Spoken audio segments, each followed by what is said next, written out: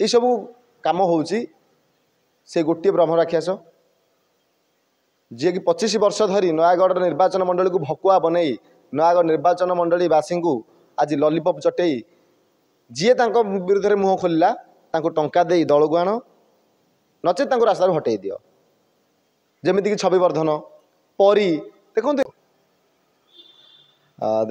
मो दीर्घ दिन धरी छात्र राजनीति में सामिल होगी ओडगाँर विभिन्न दुर्नीति जितेबले मुंड टेके शासक दलर छत्र छाया तले जितेबले दुर्नीति हुए सेतेबले निजको मुझे सामिल करने चेष्टा करे के भाव में दुर्नीति भ्रष्टाचार ओडगाँरु हटिबो एवं भय जो गोटे शब्द अच्छी ता हटिबो किंतु एबे नुह मु 3 वर्ष धरी जितेबले मु कॉलेज समय मु छात्र राजनीति सामिल होती से मते बहुत नानादी प्रकार धमक चमक आसे एमती कि मो निज बड़ भाई हूँ निज परिवार कहतु बहुत समय हैरान यही शासक दल मान करिसेंती एबे मध्य मु कहूची मते मो ना रे मिछ केस मकदमा होती 2-3 थर मिछ कारण रे मते विभिन्न जगार हत्यार धमक मिली एबे मु कहूँ 2 दिन तलर घटना कहूँ मु राति होता है 10:45 11:45 होता है मु नयागढ़ ओडगाँ फेरु थाए और व्यक्तिगत कारण में ओडगाँ फेरु थाए किंतु हठात से कल्याणपुर नयागढ़ कल्याणपुर रास्ता रे नयागढ़ कॉलेज रु गोटे बोलर मो पछपटे फॉलो कर आसीला कल्याणपुर रास्ता फ्रंट रे आउ गोटे इनोवा गाड़ी इनोवा कि कौन से राति भलसे देखी पारे आगपटू मत राति 10:45 होती आगु अपर डिपर कर लाइट मारला मुझे जापारे मो लेफ्ट साइड जाऊँगी सडन मु देखिली से बोलर मो पछ छाड़ूनी कि आग बोलर मो लेफ्ट साइड ही आसूची मु कुआड़े भी जापारे सडन मो राइट साइड मो गाड़ी काटी आउ से आग बोलर टी क्रॉस कर पड़ा और पछ बोलर जोटा मो फॉलो कर आसला से आगू किसी समय बाट आगू जाइकी से गाड़ी से अटकई आ गाड़ी ब्याक कर मो आड़ जो आसला मु किसी उपाय न पाई मो सांगे सांगे मो गाड़ी बुलाई और पछक फेरी जाए गोटे क्लब घर था सेठी जाके आश्रय नहीं एथुरु मु अनुमान करुच्ची मत विभिन्न समय बीजेडी दल तरफ ऑफर आसी बीजेडी में मिसी जातु आम यहाँ करदेबू आम यहाँ करदेबू देदेबू से देदेबू किंतु मो स्वाभिमान को आज के बिक्री करनी ओडगाँ माटीर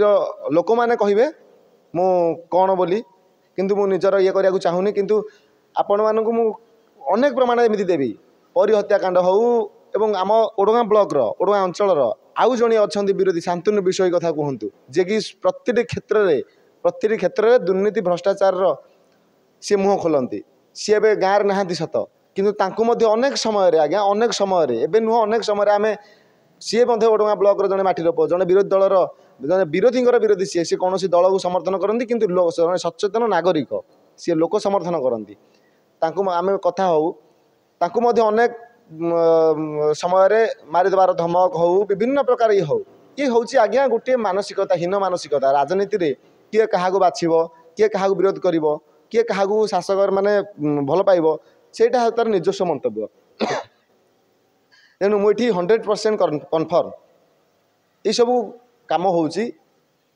गोटे ब्रह्म राक्षस जी कि 25 वर्ष धरी नयागढ़ निर्वाचन मंडली को भकुआ बनई नयागढ़ निर्वाचन मंडली बासी को आज लॉलीपॉप चटई जी विरुद्ध में मुह खोलिला टंका दे दल को आण नचेत रास्ता हटई दियो जमीक छवि वर्धन परी देखु एमाने परी गोटे निष्पाप शिशु किंतु तार किडनी गुड़ाक देखु आज टिक टिक कर बिकी भांगी माने कई भाव में देखु आप राज्य राजनीति उठिला पड़ा से समय मैंने अरुण साहू गोटे एमती दागी नेता जे 25 वर्ष धरी गोटे साइलेंट किलर जहाँ कहुए साइलेंट किलर सी हूँ अरुण साहू मत विभिन्न समय आसी तेणु एगुड़ा को तुच्छा धमक को मु डरिया लोक नुह मो स्वाभिमान को आज के बिक्री करनी मो मुह से बंद हम जिते लोक मान लड़ी लड़ी मु चिरदिन शोची मो पार्टी आज बंद होनी कि के बंद हेनी ओडगाँ लोक स्वार्थ मुझे लड़ुली लड़ुची लड़ी युवक मान पीढ़ीर युवक मान एक भयर वातावरण नुह कि निश्चित भाव में जो मैंने मु राजनीति साधारण राजनीति अच्छी जेहेतु मु लोक कहे तू राजनीति अच्छु तोर कहीं किसी करें आगे मुझे गोटे मनीष आपण मैंने गोटे मनीष मु बाटे जाऊँ मो काली ट्रक चढ़ीज मुझे जापर ना कहीं जापर कहीं बीजेडी मारी कि बीजेपी मारी कि कांग्रेस मारी कहीं जापर ना समस्ते कहे हाँ ट्रक चढ़ीगला कि मुझे रखा चाहे मोर कि मो परिवार जदि किसी भी हुए अरुण साहू दायी କିଛି ଦିନ ତଳେ ମଧ୍ୟ ଦେଖିବାକୁ ମିଳିଥିଲା ଓଡ଼ଗାଁକୁ ଯେତେବେଳେ ଭିକେ ପାଣ୍ଡିଆନ ମଧ୍ୟ ଆସିଥିଲେ ଆପଣ ତାକୁ ତୀବ୍ର ମାତ୍ରାରେ ବିରୋଧ କରିଥିଲେ ତାର ପ୍ରତିଫଳିତ ଏଇ କିଛି ପଡ଼ୁଛି କି? ତା ପୂର୍ବରୁ ମଧ୍ୟ ମୋତେ ବହୁତ ଧମକ ଆସିଥିଲା। ପାଣ୍ଡିଆନ ଯେତେବେଳେ ଆସିଥିଲା ମୁଁ ବହୁତ ପୂର୍ବରୁ ଆଗେ ସଙ୍କେତ ଦେଇଦିଏ, କାରଣ ମୁଁ ଲୁଚେଇ ଚୋରେଇ କାମ କରିବା ଲୋକ ମୁଁ ନୁହଁ।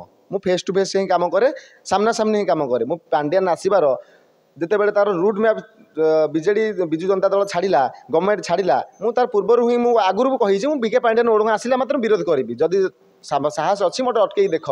କାରଣ ସିଏ ସେତେବେଳେ ଜଣେ ରାଜନେତା ନଥିଲେ, ସେ ଜଣେ ସଚିବ ଥିଲେ, ଜଣେ ବ୍ୟୁରୋକ୍ରାଟ୍। ସମ୍ବିଧାନର ଅଧିକାର ନାହିଁ ଜଣେ ବ୍ୟୁରୋକ୍ରାଟ୍ ଆସି ରାଜନୈତିକ ପ୍ରଚାର କରିବ, ଶହ ଶହ ଲୋକଙ୍କ ହାତରେ ହାତ ମିଳେଇବ, କୋଟି କୋଟି ଟଙ୍କାର ପ୍ରକଳ୍ପ ବିନା ରୁଲ୍ ରେଗୁଲେସନରେ ଇନାଗୁରେସନ୍ କରିବ, ଅଧିକାର ନଥିଲା।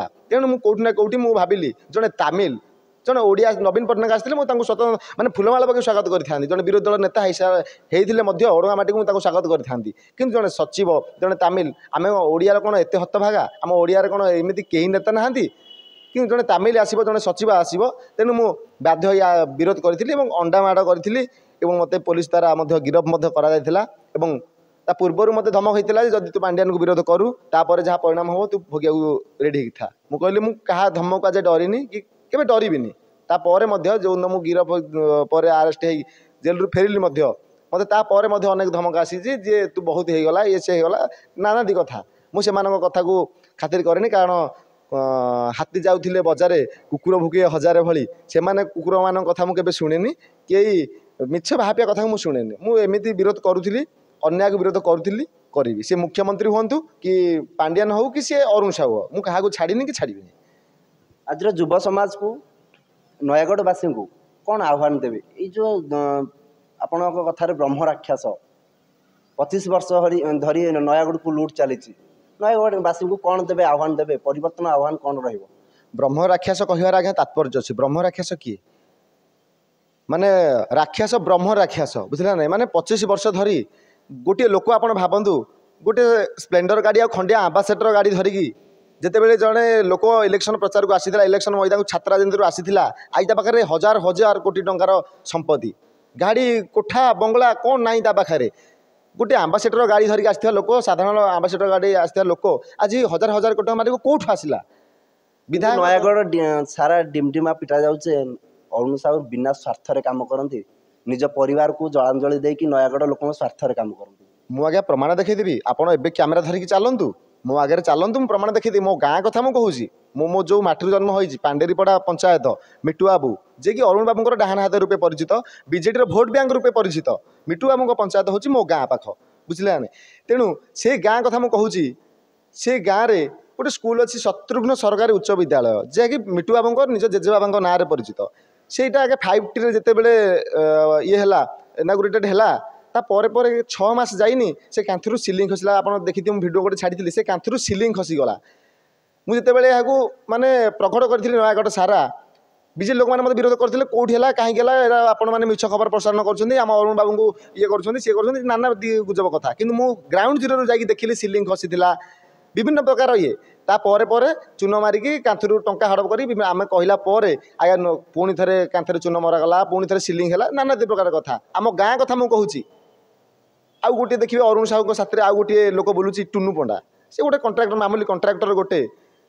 ତାଙ୍କ ପରିବାର ଆଜ୍ଞା କଂଗ୍ରେସିଆ ପରିବାର, କିନ୍ତୁ ଆଜି ସାମାନ୍ୟ ସ୍ୱାର୍ଥ ପାଇଁ ସେ ଆଜି ଅରୁଣ ବାବୁଙ୍କ ପଛରେ ବୁଲୁଛି। ସେ ମଧ୍ୟ ବୁଲିବ ମଧ୍ୟ। ମୁଁ କାହାର ବ୍ୟକ୍ତିଗତ ଆକ୍ଷେପ କାହାକୁ କରିବାକୁ ଚାହୁଁନି।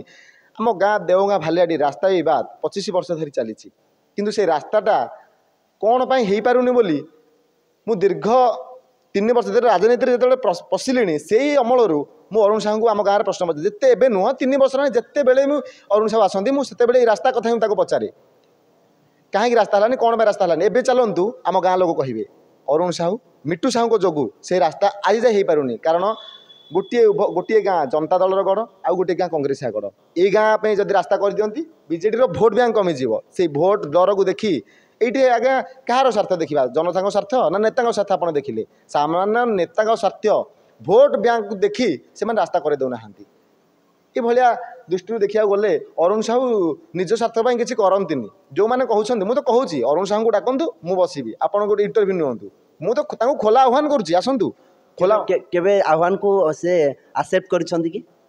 ମୁଁ କହୁଛି, ମୁଁ ଯେଉଁ ଦଳରେ ଅଛି, ସେ ମୋ ଦଳର सम्माननीय सभापति चिठी करथिले जे आसंतु मु खोला आह्वान करुच्ची खोला मंच आह्वान करुच्ची जो भागवत बेहेरा प्रतिमूर्ति अच्छी से ट्राफिक छकरे आम खोला मंच आह्वान करूँ आपन को आप बसवे आम बसबू आपन जो विकास बिंधाणी करुँच विकास डिंडिम पिटुंट आप निजे आसवे आप गोटे पटे बसवे आम गोटे पटे बसबू साधारण जनता माइक्रोफोन धरी प्रश्न पचारे आप कौन विकास कर मिछ कांथरे रंगोली विकास कर फल्स एवं देखो गयल सिंह मंदिर से 5 लाख गोटे कम होता आसाला आम भिडियो गोटे पोस्ट कर भाइराल कलापर 2 दिन जाइनी से आज्ञा से फल को भांगी सारे आर तुम जब चोरी करन तुम जब सच्चा तुम जब बिना स्वार्थ कम कर फल भांगिल कहीं लोक तो देखी था ना से फल पर केतना काम होती कौन है कौन ना तुम फल भांगिल कहीं मुझे एनएसी अफिसर पार्टी गलापर वीडियो भी मो पाखे अच्छी जेई एनएसी एक्जिक्यूटिव अफिसर समस्ते आज्ञा चुप हो बसिले मौन तो सम्मति लक्षण चुप हो बसीच माने किसी ना किसी गोटे कारण अच्छी 5 लाख टଙ୍କା आज्ञा चलू ये केवल यही कथा नुह आज ओडगाँ संवाद 2 दिन तले बाहरी ओडगाँ ब्लॉक विभिन्न माने कार्य आज अधा पंतरिया हो पड़ी गोटे कंट्राक्टर काम नंबर टुनु पंडा ओडगाँ ब्लॉक नयागढ़ जो कहते आम बड़ आम नयागढ़ अरे अरुण बाबू नयागढ़ कौन आगुरी छोट होता आप आसिक बड़ करदे आम नयागढ़ तो आम बड़ एवं नुह बहुत भागवत बेहेरा अमल विजु पट्टनायक अमल बड़ होगी अच्छी बहुत पुराना अमल बड़ होगी अच्छी आपड़ आसिक कौन बड़ कर नयागढ़ को नयागढ़ बड़ होती दुर्नीति बड़ होती आम बड़ आम नयागढ़ नुह आम दुर्नीति गढ़ आम नयागढ़ अरुण बाबू को मुझे कहला चाहे ये हीन मानसिकतार दूरे रुहतु ये जो मिछ गांधीवादी कथा कही लोक जो ठकुंट यार फल दिना दिने पड़ो एवं नुह ये निर्वाचन में लोक आपन को देखईदेवे लोक मूर्ख नुह लोक शिक्षित हेले लोक चेतिले।